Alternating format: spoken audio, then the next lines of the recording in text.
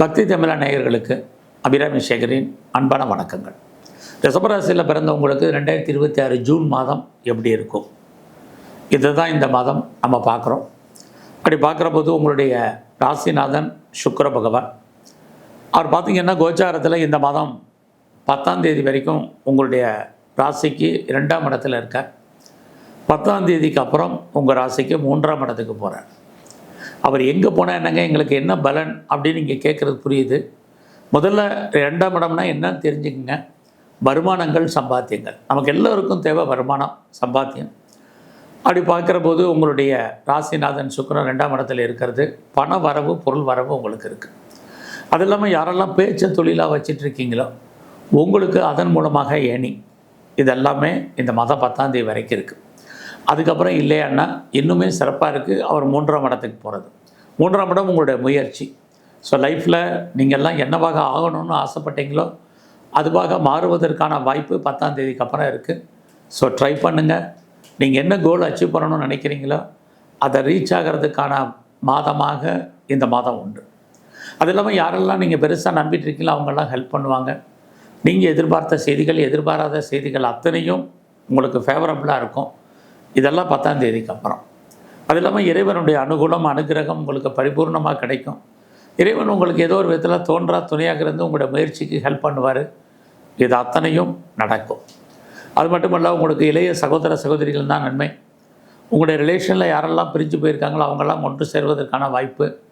உங்களுடைய சகோதர சகோதரிகளுக்கு சுபகாரியங்கள், சுப நிகழ்ச்சிகள் நடப்பதற்கான சூழ்நிலைகள்.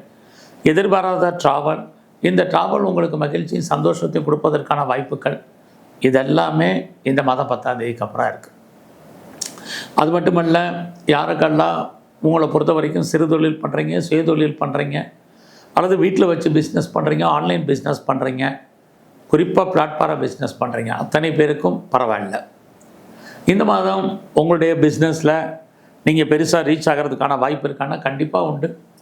எந்த பிஸ்னஸ் பண்ணாலும் இன்வெஸ்ட்மெண்ட்டை நார்மலாகவே பண்ணுங்கள், நல்ல ரிட்டர்ன்ஸ் உங்களுக்கு இருக்குது. பார்ட்னர்ஷிப்போடு பிஸ்னஸ் பண்ணிங்கன்னா 2 பேருக்குமே நல்லா இருக்குது.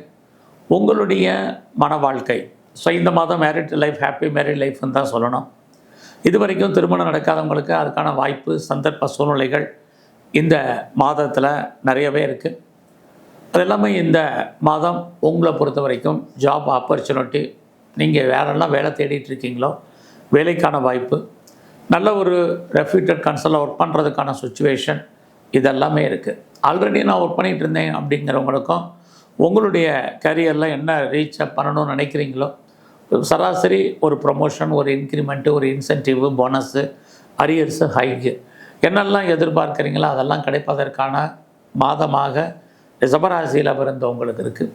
லோன் எதுவும் அப்ளை பண்ணியிருந்தீங்கன்னா உங்களுக்கு கிடைக்கும். குறிப்பாக பெண் வேலையாட்களை நீங்கள் யாரெல்லாம் எதிர்பார்த்து காத்திருக்கீங்களோ அவங்க உங்களுக்கு வேலைக்கு அமைவதற்கான வாய்ப்புகள் இதெல்லாமே இந்த வாரம் இருக்குது. ஸோ இந்த வாரத்தில் உங்களுடைய உடல் ஆரோக்கியத்தில் கவனம்.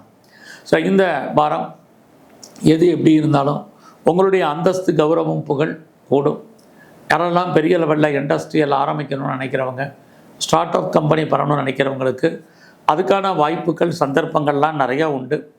இந்த மாதம் கலைத்துறையில் இருக்கிறவங்களுக்கு புகழ், அந்தஸ்து இருக்குது.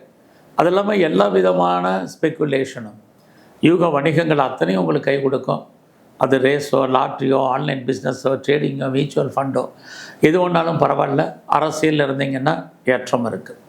ஸோ இந்த மாதத்தை பொறுத்த வரைக்கும் நீங்கள் எங்கெல்லாம் சிவன் கோயில் இருக்கோ அங்கெல்லாம் இருக்கக்கூடிய அம்பாளை நல்லா வழிபாடு பண்ணுங்கள். முழுமுதற் கடவுள் விநாயகரை தரிசனம் பண்ணுங்கள். எல்லாவற்றுக்கும் மேலாக வாய்ப்பு இருக்கிறவங்க சித்தர்கள் ஜீவ சமாதி போயிட்டு வாங்க. இன்னும் உங்கள் வாழ்க்கையில் மிகப்பெரிய ஏற்றம், முன்னேற்றம் அமையும். நன்றி, வணக்கம்.